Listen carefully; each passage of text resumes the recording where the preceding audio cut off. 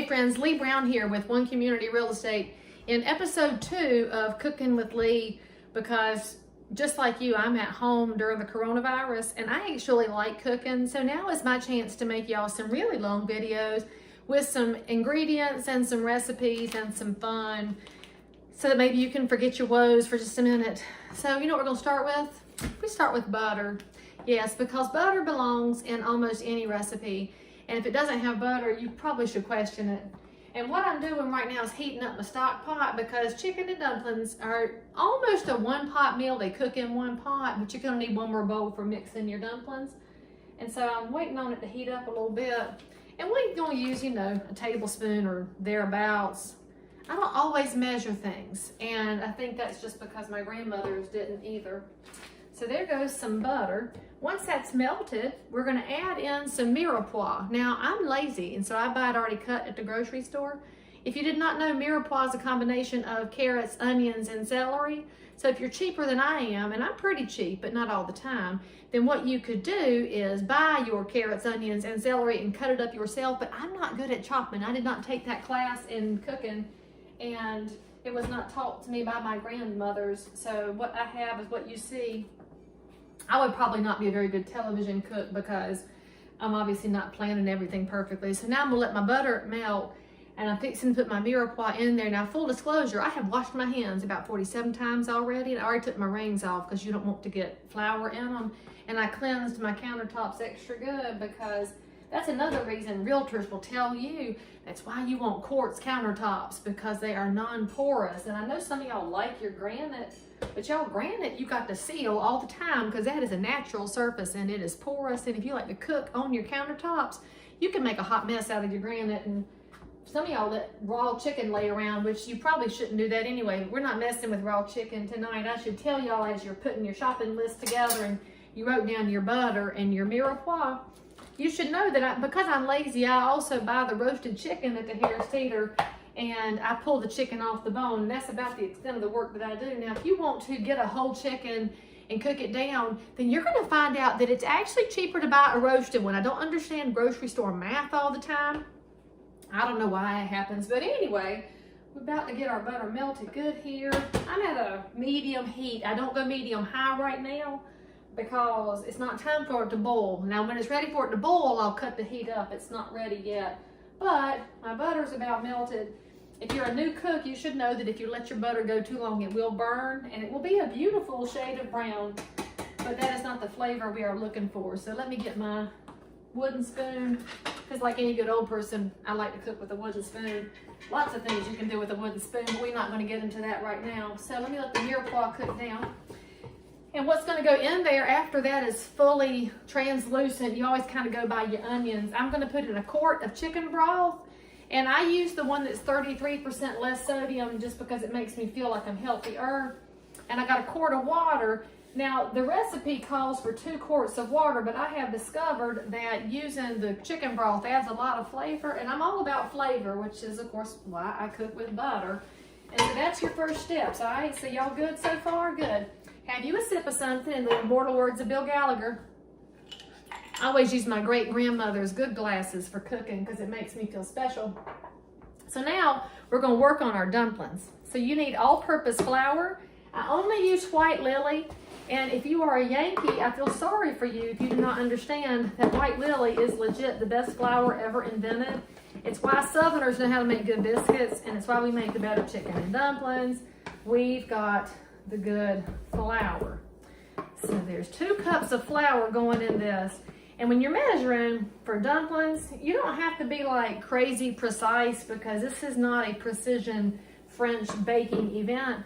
Now, while I'm putting that in the bowl, and we'll get a little extra out and put it on my countertop, because you're going to have to roll out your dumplings. So I go ahead and prep for that and leave I generally put a little bit extra right here, just so I don't have to put my hand back in the flour container. Now, remember, that's all-purpose flour. Then we're going to put in a half a teaspoon of baking soda, not baking powder, people, baking soda. And by the way, you should have a container of that in your refrigerator and your freezer too to keep it fresh, because some people don't know that you need that baking soda to keep your refrigerator and freezer fresh, but you have now learned that. And then I think we also need to put I'm gonna step off camera. See, I'm not a TV cook. I forgot to get my fork from off camera. Let me get a fork. I'm gonna use this to mix my baking soda in with my flour so that it will even out. It also removes the lumps from my flour if any have snuck up in there. And so I'll just mix that a little bit. All right, now we have the real secret comes next. And what I'm gonna do is get my Crisco.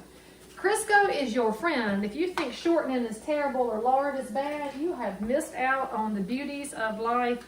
I need about 3 tablespoons of this, which is, I use the butter flavor Crisco because, again, butter. So let's do 1, 2, 3. That's gonna be, oh, I don't know, about this much. See, we kind of ish it. Now, gotta check your mirepoix too, because you don't want that to burn in the pan. Let that keep on cooking down. And then I'm going to cut this in to small pieces. So this is going to mix into my dumpling mix by virtue of being cut in.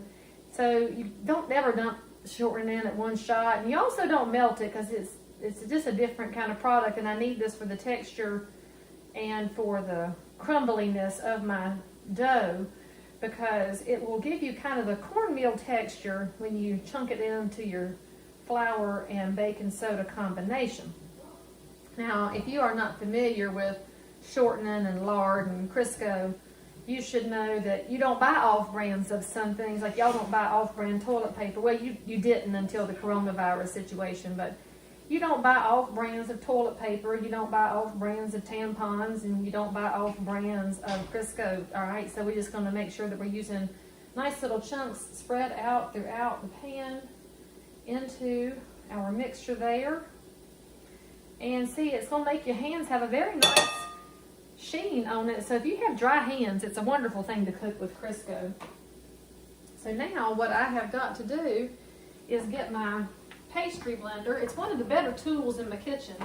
You may not have one, and so it's money worth spending. I don't know if it's like $8 at the Harris Teeter or not, but basically you just kind of mush this around in your flour till you start creating some little chunks, and it's less smooth. It was smooth before, and I want it to be just a little bit coarse. So I'm going to chunk up the rest of our shortening. Knock it off the pastry blender. They always like to gather back up with the kinfolk. Let me leave that there for a second. Check my mirepoix. Onions are just about translucent. But, oh, that smells good. Actually, it smells like Thanksgiving because that's also the beginning of good dressing is a nicely sauteed mirepoix. All right, so now that I have my Crisco cut in, we're going to get our measuring cup. And we're going to put in 3/4 of a cup of buttermilk. So you need buttermilk. I buy Turner's. Mayola makes good one too. And probably right now during the shortages at the grocery store due to the coronavirus, I would imagine you could still get buttermilk. My granddaddy used to drink it straight out of a glass. Never did understand how he was able to do that, but God rest his soul, he was. And so we're going to add this in and mix it around with our mixture of flour and baking soda and Crisco. Buttermilk's got such a nice texture, just doesn't smell super great, but what you gonna do? So I'm gonna cut that in and kind of moisten it. Now I'm gonna have a pretty rough dough. So y'all, this is not some fancy dough. This is not one that's something you're gonna display and roll out and turn into Christmas cookies. But you want it to stick together enough that you can actually roll it out. So check my mirepoix. Oh, we are translucent. So now, we'll stir in my quart of water. Such a satisfying sound every time something hits a hot surface in a stock pot. And I'm gonna throw in a quart of chicken broth. I'm using Swanson, frankly, because it was on sale this week. And sometimes I have bought store brand of chicken broth. I'm not super particular, but I do check the ingredient list. Be careful if you're buying some off-brand stuff. Y'all know they like to throw preservatives and they like to throw sugar into everything. But we're good with Swanson, so I'll put that over here. That goes in my recycle bin because I'll rinse that out and it'll recycle. I'm gonna stir that up good. I'm gonna keep working on my dough over here. So now I guess I could move the camera where y'all could see my dough over here. Look, there we go. All right now. So you see it's a little bit moist. It's ready to be turned out. So, you know, we talk about turning things out. Some of y'all should turn some of the friends out of your life that are causing you so much trouble and dismay. There's some ugly people in the world, and I don't know why somebody didn't turn them out at some point and let them go straighten things for themselves, but I guess we're just gonna love on them instead. In fact, if you fed everybody in your life chicken and dumplings, they'd probably be nicer people, I'm just gonna say, but you'd also have a house full every day, and for me being a natural introvert, I don't think I could have a house full of people every day. But it's not so bad eating supper with my family every night. So I'll be glad when things are back to normal, but I'm sure enjoying the gifts of the stay-at-home time frame. Now, this is the fun part of making your dumplings. The fun part is your hands get dirty. So we're gonna mush around in here and take this ball and turn it out on our countertop where we had a pile of flour, because what's gonna happen is your dough is gonna absorb some of that extra flour on the countertop and it won't be quite so sticky. But you want it to be some sticky, because too dry is gonna be the nastiest dumplings you've ever had. And we don't want nasty dumplings. So we're gonna start kneading it. You're probably gonna knead it, I don't know, 5, 6, 7 times total. One thing you should know is if you're new to making dough and dumplings and biscuits and things, is that if you knead it too many times, it will get tough. And so if you've ever wondered why those biscuits you get in southern restaurants are light and fluffy, we don't knead things too much. We try to have some moderation when it comes to that. So you see what my dough looks like? It's nothing super fancy. It's just a nice, soft bundle of joy and delight. Now, I've got my hands. Now here's how you clean your hands off, y'all. Did y'all know? You just rub them against each other and you'll get that extra dough off so we can roll it out. Now, because I have absorbed a lot of the flour on the countertop, now y'all see why I put a little extra flour up here on the edge. I need a little flour on which to roll it out.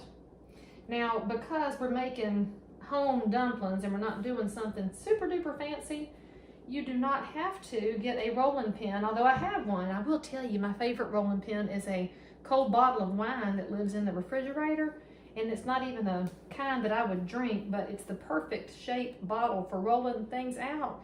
And a cold bottle of wine is just about the perfect implement for rolling out dough, because the cold is helpful for you not messing things up. Now, while that's working, let me cut my stove up to high, because I need my broth over here to get to boiling. So it'll be ready to accept the dumplings and the chicken. Look how close we are, y'all. Look, we're only 13 minutes into this video, and we are right close to having everything on the stove. My dough is ready, and then I will show you how we're going to shape our dumplings. See, you thought this was hard. You maybe go to Cracker Barrel and eat theirs because you just think to yourself it looks complicated. It's not. It just takes a little time. And I gotta tell you that when you cook for people you love, it feels good. And then when they eat it and they love it, that feels good too. And sometimes they have to lie, because you might cook things that suck once in a while, because that happens to all of us. And if that happens, hopefully your people that you love are gracious enough to eat it anyway, and then just say, well, let's don't put that on the list again. That's what my family tells me. It should go on the list or not on the list, because I have a list of regulars. This is how we're going to roll it out, y'all. Just going to pat it out to a decent thickness. I'd say it's maybe like 1/8 of an inch thick. It's not super thick, because you need your dumplings to cook in the boiling broth. If you make it too thick, then they won't cook and you'll have a doughy mess. And we do not want a doughy mess. So, get the rest of the dough off my hands here so I can get my knife. And then, check this out.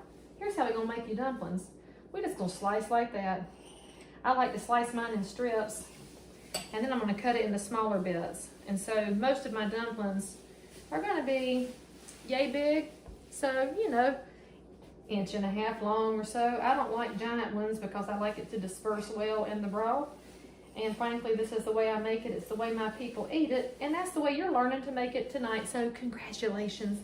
You have learned the Leigh Brown way to do it, which is also the Myrtle Thomas way to make it. Sue Christenberry did not make dumplings, was not her jam. But Lord, that woman could make vegetable soup. And none of us got the recipe before she passed. And so I will tell you, if you have an old relative that you like and they're good at cooking, you had ought to take a video camera over there and get a video of them cooking, because they don't always write things down. And if they do, it's a pinch of this and a little bit of that. They cook a little bit like I do, where you're almost just making it up as you go. And in that instance, you would be like us, who did not get Grandma's vegetable soup written down before we lost her to the cancer. But I mean, she was 92, so it's not like we lost her super early. We just did not get around to writing down her recipe. Now I'll show you one other perk of making your dumplings out of buttermilk and Crisco and flour. If you like raw dough, this is safe to eat. I like raw dough. I don't know why, but I do. So we've got all of our dumplings sliced up, ready to roll.